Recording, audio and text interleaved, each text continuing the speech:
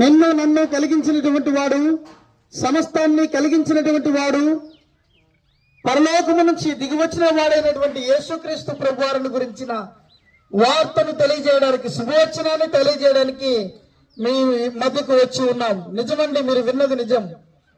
సృష్టిని కలిగించిన వాడు, నిన్ను నన్ను కలిగించినటువంటి వాడు, వర్తమాన భూత భవిష్యత్ కాలంలో ఉండువాడు, సర్వాధికారి అయినటువంటి వాడు, ప్రభు అయినటువంటి వాడు, దేవుడైనటువంటి వాడు తను తానుగా తగ్గించుకొని రిక్తులుగా చేసుకొని మానవునిగా ఈ భూమి మీద 2000 సంవత్సరాల క్రితం ఆయన అవతరించినాడు, జన్మించినాడు, పుట్టినాడు అనే సత్యాన్ని మీకు చెప్పడానికి మేము వచ్చాము. సుమారుగా 2000 సంవత్సరాల క్రితం ఆయన ఒక కన్యక గర్భమందు ఆయన జన్మించవలసి వచ్చింది. ఆయనలో ఏ పాపమును కూడా లేదు అని దేవుని వాక్య గ్రంథం తెలియజేస్తూ ఉంది. ఆయన బ్రతుకున్నప్పుడు ఆయన అన్నాడు, నాలో పాపమున్నదని మీలో ఎవరు స్థాపించగలరు అని ఆయన అన్నాడండి.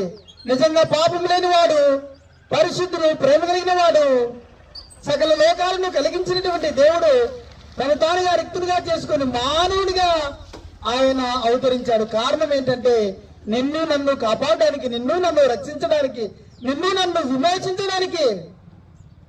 ఇదిగో మన ఆయుష్కాలం పరిమితి కలది. అది 60, 70, 80 ఆయుష్కాల పరిమితిలో ఏదో ఒక రోజు మనం చనిపోతాం. ఈ లోకాన్ని వదిలి వెళ్ళిపోతాం, మరో లోకానికి వెళ్ళిపోతాం. దాన్నే స్వర్గలోకం, పరలోక రాజ్యం, వైకుంఠలోకం, మోక్షలోకం అని అన్నారు. కాబట్టి అందరినీ కూడా ఈ లోకాన్ని వదిలి ఆ లోకానికి వెళ్ళిపోవాలి. వెళ్ళిపోయే ముందు నువ్వు ఎక్కడికి వెళుతున్నావో, ఏమైపోతున్నావో తెలియక నువ్వు గనక చనిపోతే, ఇదిగో యేసుక్రీస్తు ప్రభువారు అన్నాడు, నేను మార్గమును, సత్యమును, జీవమును అన్నాడు. ఎక్కడికి మార్గం అంటే ఆ వైకుంఠానికి మార్గం నేనే, ఆ పరలోకానికి మార్గం నేనే, ఆ పరిశుద్ధులుండే లోకానికి మార్గం నేనే, ఆ మోక్షముండే లోకానికి మార్గం నేనే, రస్తరు నేనే. నా ద్వారానే తప్ప ఎవరిని కూడా ఆ లోకానికి చేరుకోలేరు అని ఆయన ఈ భూమి మీద ఉన్నప్పుడు ఆయన ఖచ్చితంగా ఆయన మాట్లాడినాడు. కాబట్టి ఆ లోకానికి మీరు వెళ్ళాలి అంటే ప్రభువైన యేసుక్రీస్తు వారిని అంగీకరించాలి.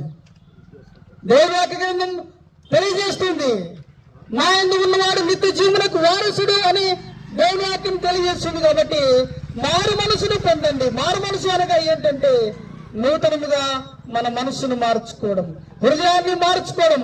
హృదయం అన్నిటికంటే ఘోరమైనది, దాన్ని గ్రహింపగలవాడు ఎవడు అని దేవుని వాక్య గ్రంథంలో రాయబడి ఉంది. కాబట్టి